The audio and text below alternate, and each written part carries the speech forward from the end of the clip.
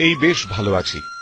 জলপাইগুড়ির দেশবন্ধু পাড়ায় বাড়ির দোতলায় নিজের হাতে তৈরি সংগ্রহশালায় বসে লুপ্তপ্রায় যন্ত্রে তাল ঠুকতে ঠুকতে বললেন ডাক্তার বিক্রম সিংহ বসুমাতা।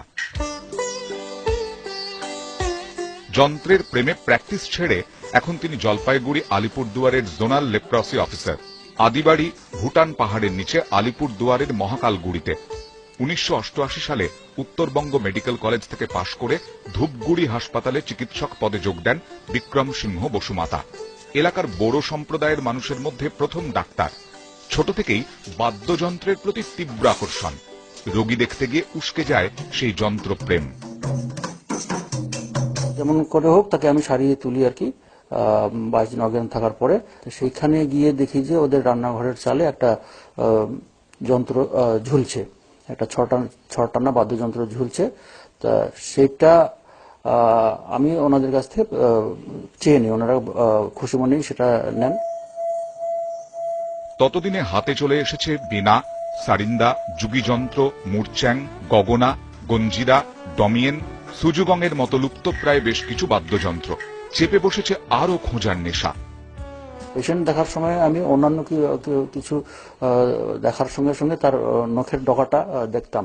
নখের ডগায় কড়া পড়ে যাওয়া মানে হচ্ছে তিনি নিশ্চয়ই কোনো একটা কিছু তার বাদ্য বাজান। তার মানে তার কাছে একটা ইয়ে থাকতে পারে, খোঁজ থাকতে পারে, কোনো একটা বাদ্যযন্ত্র আমি কোথায় পেতে পারি। আর প্র্যাকটিস হবে না, যন্ত্রপ্রেম বাঁচিয়ে রাখতে আরো সময় দিতে হবে। এটা বুঝেই 2001 সালে চলে আসেন প্রশাসনিক দায়িত্বে। 10টা 5টার ঘড়ি ধরা ডিউটি, শনি রবি ছুটি। ছুটি পেলেই দেড় ছুট।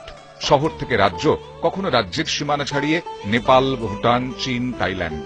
যেখানেই গেছেন নিয়ে এসেছেন বিভিন্ন ধরনের বাদ্যযন্ত্র। ভবিষ্যতে আমি এটা কোনো একটা ট্রাস্ট মতো করে সেখানে আমি এটা দিয়ে যেতে চাই, একটা সংগ্রহশালা যেটা সবাই দেখতে পাবে।